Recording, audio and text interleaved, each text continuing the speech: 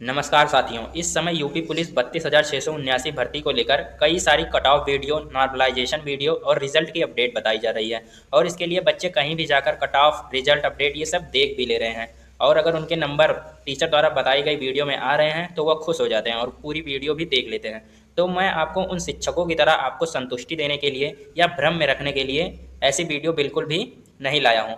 तो वीडियो में आप बने रहिए, क्योंकि हम एग्जैक्ट डाटा के हिसाब से आपको कट ऑफ, नॉर्मलाइजेशन और रिजल्ट को बताएंगे। लेकिन अगर आप सोच रहे हैं कि मेरे अगर 90 क्वेश्चन सही हैं तो मेरा सिलेक्शन हो सकता है, तो ऐसा बिल्कुल नहीं होगा। अगर आपके 100 नंबर या उससे ऊपर आ रहे हैं तभी आप इस वीडियो को देखिए, नहीं तो आपका इस वीडियो को देखने का कोई मतलब नहीं है। और मेरे हिसाब से आपको दूसरी वैकेंसी की तैयारी करनी चाहिए।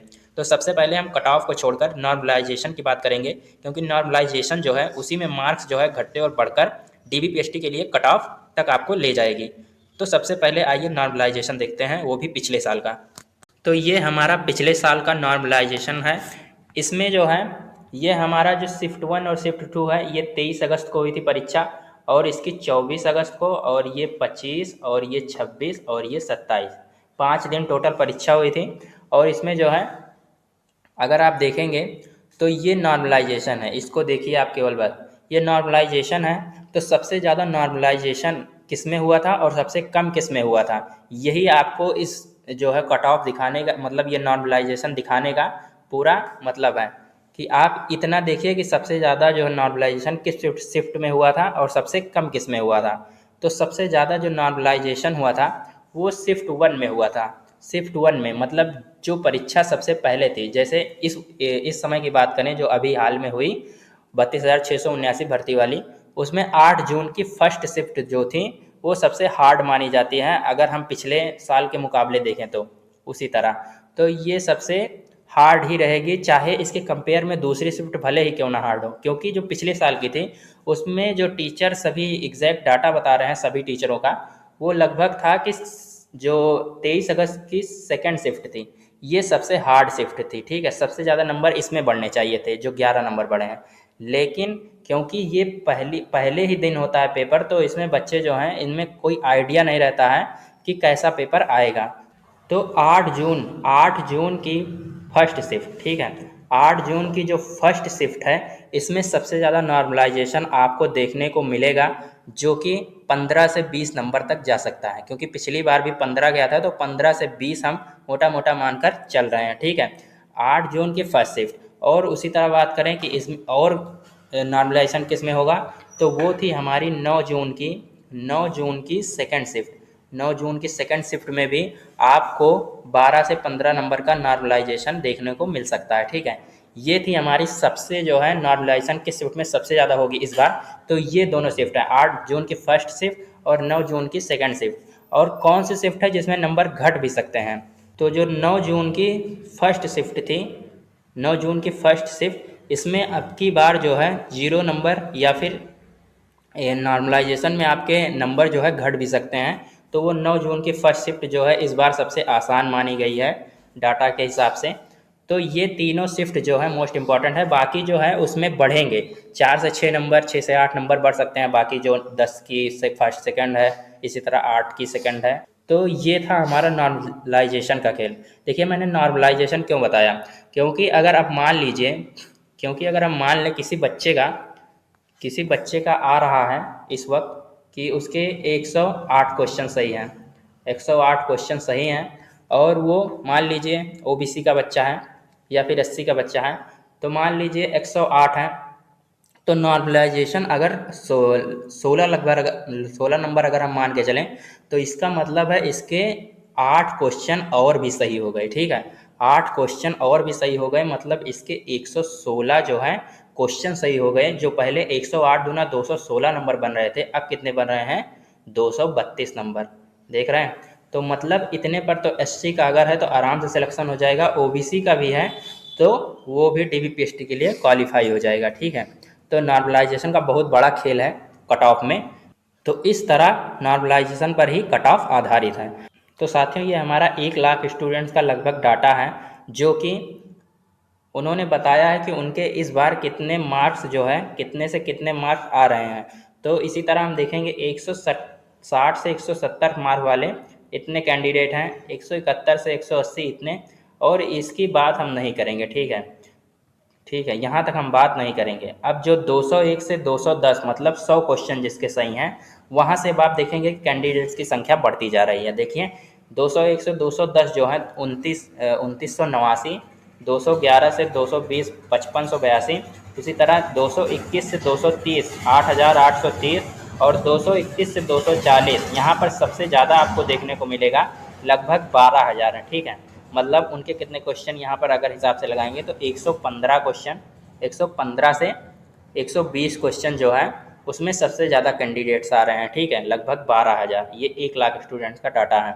और उसी तरह हम देखें 241 से 250 यानी कि 120 से 125 क्वेश्चन जो सही किए हैं वो लगभग 11,000 स्टूडेंट्स हैं। तो ये स्टूडेंट्स की संख्या जो है, ये जो संख्या है, अगर हम नॉर्मलाइजेशन के आधार पर देखेंगे तो अगर हमारा ये 221 से 230 वाला जो 8,830 है, मतलब जिसने 110 से 115 क्वेश्चन भी किए हैं लेकिन उसने 8 जून की फर्स्ट शिफ्ट को एग्ज़ाम दिया था, तो वो इन सबको पार भी कर सकता है, ठीक है। इस वाले को पार भी कर सकता है, वो 241 से 250 में भी जा सकता है, ठीक है। तो यहाँ पर उसके सिलेक्शन के चांस बढ़ जाएंगे अगर वो 8 जून की फर्स्ट शिफ्ट या फिर 9 जून की सेकंड शिफ्ट में एग्ज़ाम दिया है तो, ठीक है। तो अगर आप नीचे की ओर जाएंगे तो यहाँ पर संख्या आपको घटती हुई नज़र आएगी, क्योंकि नंबर जैसे जैसे यहाँ पर आपको बढ़ता हुआ दिखाई देगा, कैंडिडेट्स की संख्या यहाँ पर घटती हुई दिखाई देगी, ठीक है। तो ये हमारा जो है इस बार का डाटा था लगभग 1 लाख स्टूडेंट्स का। इसी के बेस पर अगर हम बात करें कि कट ऑफ कितनी जाएगी, ठीक है, तो कट ऑफ आपको मैं दिखाता हूँ। तो ये जो है इस बार के जो बच्चे हैं उन्होंने मैक्सिमम कितने स्कोर सही किए हैं। अगर मैं उन्हीं 1 लाख स्टूडेंट का डाटा अगर मैं देख रहा हूँ तो देखिए ये तो सबसे पहले आप देखिए 2023 का डाटा है, क्योंकि इसमें माइनस मार्किंग नहीं थी तो इसलिए इसका जो है इस वाले से कोई संबंध नहीं है, ठीक है। इसके आधार पर हम कोई मतलब कट ऑफ लगा ही नहीं सकते कि कितनी जाएगी। हाँ ये है कि इससे हमेशा मतलब इसके ऊपर ही रहेगी, ये तो कन्फर्म ही है, ठीक है। तो कुछ बच्चे सोचते हैं कि मतलब कट ऑफ जो है बहुत हाई जा सकती है या फिर बहुत कम ही जा सकती है। देखिए हाई तो नहीं ही जाएगी मतलब बहुत ज़्यादा, क्योंकि इस बार जो यूपीएसआई की भर्ती हुई उसमें जो स्टूडेंट्स थे उसमें यूपीएससी के भी स्टूडेंट्स थे और जो है एसएससी सीजीएल जैसी परीक्षाओं यानी कि बड़ी परीक्षाओं में बैठने वाले स्टूडेंट्स ने यूपीएसआई का एग्ज़ाम दिया था, ठीक है। इसलिए कट ऑफ उसकी जो है बहुत हाई गई थी। मतलब बात करें तो लगभग 250 नंबर जो है 350 नंबर जो है उनकी कट ऑफ गई थी 400 में से।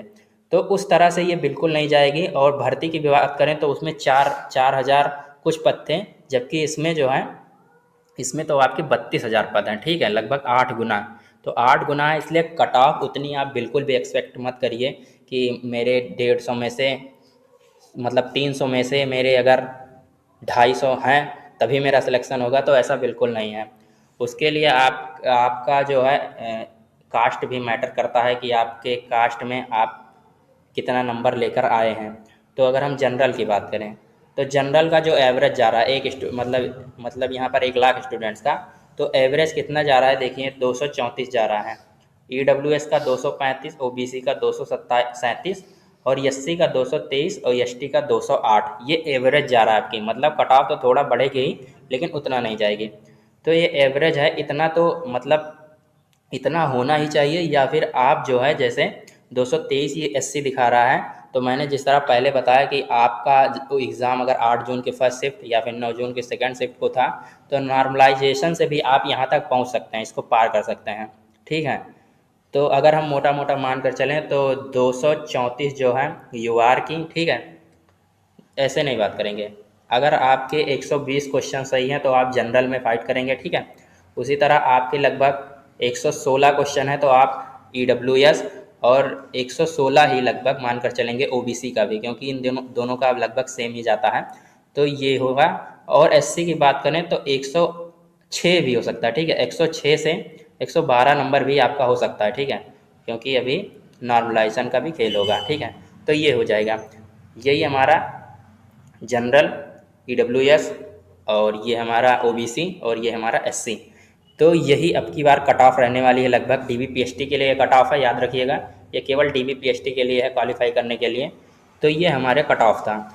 अब हम बात करते हैं रिज़ल्ट की, ठीक है। अब रिज़ल्ट का काफ़ी बच्चों को इंतज़ार है।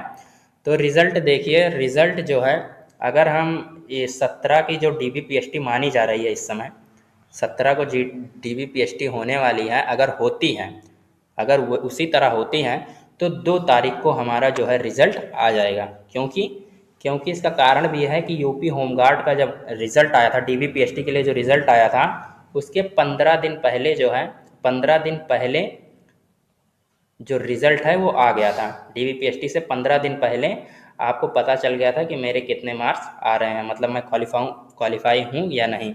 तो 15 दिन पहले अगर इसमें भी माने 17 से अगर DBPST है तो 15 दिन पहले आपका रिज़ल्ट आ जाएगा, मतलब 2 तारीख को, ठीक है। तो 2 तारीख जो हमारी लास्ट तारीख होने वाली है, इसी के अंदर, मतलब नीचे ही आपको, मतलब कल या परसों में आपको रिज़ल्ट देखने को मिल जाएगा।